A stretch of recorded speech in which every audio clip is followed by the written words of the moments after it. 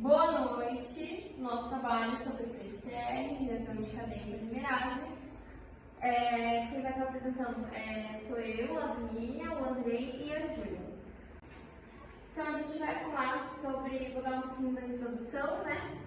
E depois a gente vai falar sobre a reação em cadeia da polimerase, o PCR em tempo real e sobre também o nosso artigo que a gente escolheu, que a gente pegou, que são as aplicações da PCR no diagnóstico de doenças infecciosas dos animais, tendo as considerações finais e o artigo complementar também.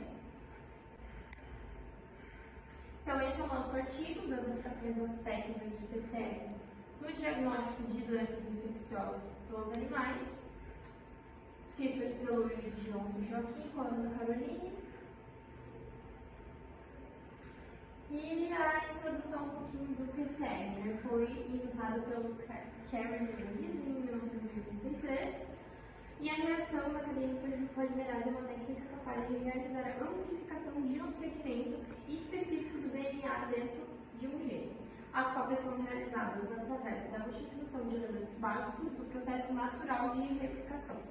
Sendo assim, utiliza-se água, tampão, o primer, nucleotídeos, o magnésio, o DNA monte, né, escolhido, extraído de uma amostra, e o DNA polimerase.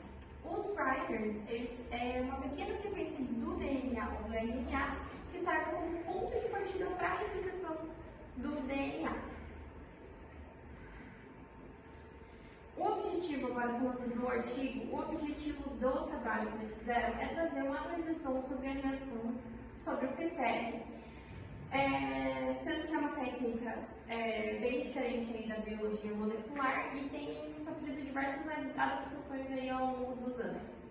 Né? No campo da medicina veterinária, que é o foco do nosso artigo, tem a utilização dessa técnica abrindo caminhos vastos para a pesquisa dentro dessa área, tornando-se uma forma mais prática e rápida de fazer os diagnósticos em animais. Boa noite, meu nome é Andrei e eu vou falar da reação em cadeia da polimerase. O processo é dividido em 3 etapas principais, sendo a desnaturação, que vai ser separação das fitas de DNA a altas temperaturas, o anilamento dos primers, que vai ser a ligação dos iniciadores das fitas simples, e a extensão, que é a síntese de novas fitas de DNA. Cada ciclo dobra a quantidade de DNA.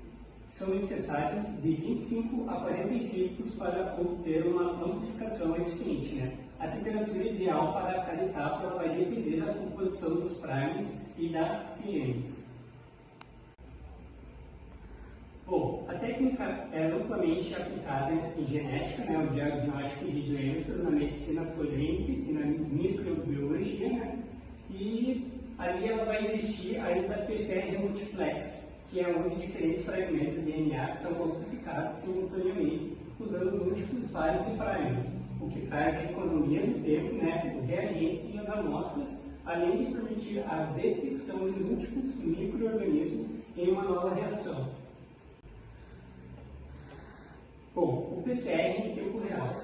A PCR em tempo real ela é uma técnica molecular altamente sensível e rápida. Ela é utilizada para amplificar e detectar o DNA em tempo real. Diferente da PCR convencional, ela permite acompanhar e amplificar o material genético à medida que ocorre, combinando a amplificação e a detecção em um único passo.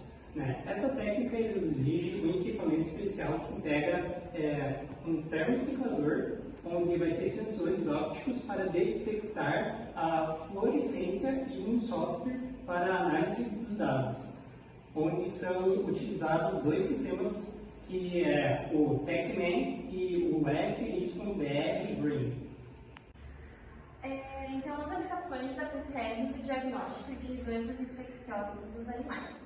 A partir do PCR, é possível avaliar a presença de pequenas quantidades do DNA do patógeno em diferentes amostras clínicas, como leite, sangue, fezes, secreções e tecidos em poucas horas e cada vez com um custo mais baixo. Essa técnica molecular ela tem sido bem reconhecida, né, na ferramenta de diagnósticos para a identificação de ruminantes infectados com Mycobacterium avium paratuberculosis, o agente etiológico da paratuberculose bovina, né? Então, essa técnica, antes dela, eles tinham que fazer toda a separação, teria que achar realmente a bactéria presente, né, nesses animais, o que demorava semanas para se ter realmente o diagnóstico, ou seja, o animal ele ficava cada vez mais doente e até poderia morrer pela demora de diagnóstico. Então, a PCR ela entra aí como uma grande agente de identificação desses patógenos, né? A gente consegue achar muito mais fácil, muito mais rápido essas bactérias, esses vírus ali nos animais infectados. Então, aqui tem, né, eu trouxe uma tabela aqui pra gente dar uma olhadinha da aplicação da PCR para diagnóstico dessas doenças, dessas espécies de animais de interesse veterinário.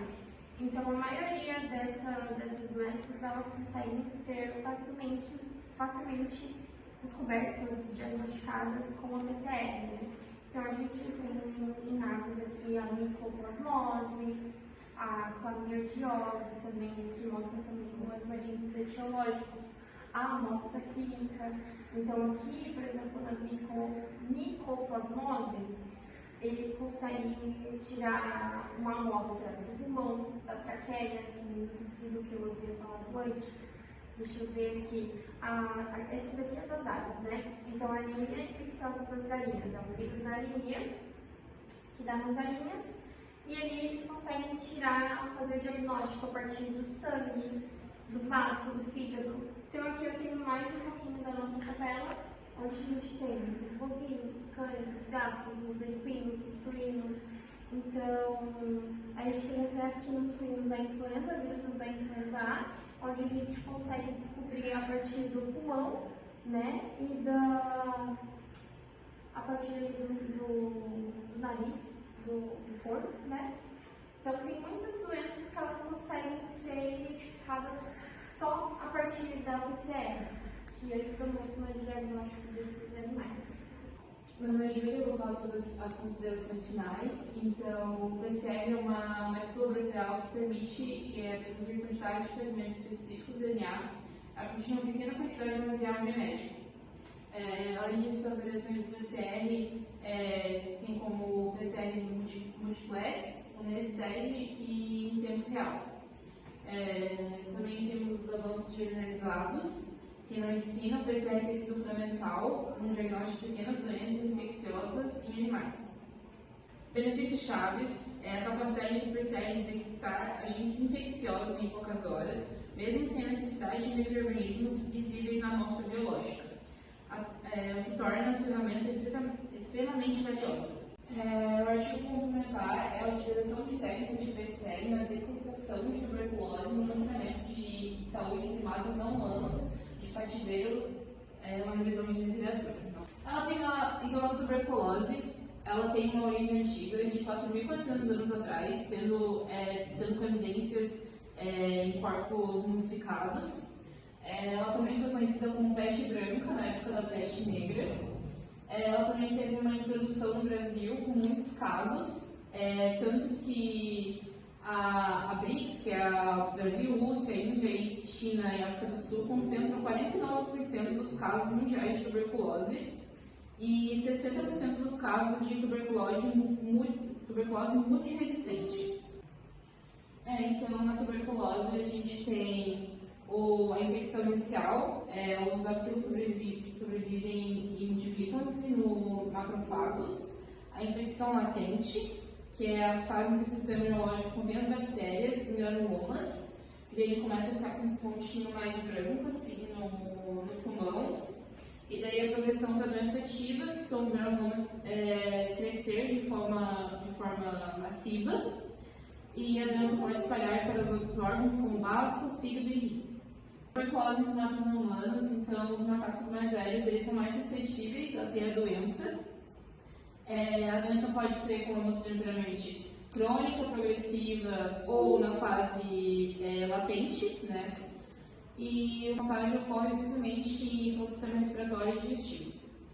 Então, no teste que eles estudaram, eles falam muito sobre as vantagens dos testes que tem. Então, a gente tem esse teste que eles fazem, que é colocar a amostra dentro do negócio, eles têm tipo um filtro de água, que daí eles fazem a análise ali dentro.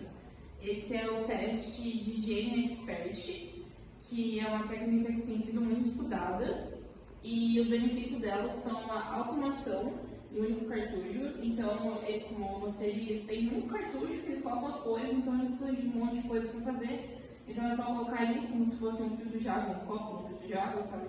E daí é isso que eles fazem, eles têm um teste ali. Então, como conclusão do estudo em primatas, foi dado que devido à alta capacidade de transmissão da doença, é uma doença que acontece muito em animais de cativeiro. Então, isso gera uma perca valiosa em estudos científicos, né? Porque são macacos criados em cativeiros, geralmente usados para pesquisa. Então, a estratégia recomendada para esse tipo de coisa, quando acontece, já que os macacos mais velhos são os que mais são suscetíveis a ter a doença, é que os macacos sejam retirados do local quando acontece isso, e ter a separação do macaco infectado dos outros. E aqui as nossas referências, que é o artigo complementar e o artigo que a gente usou para participar da pesquisa.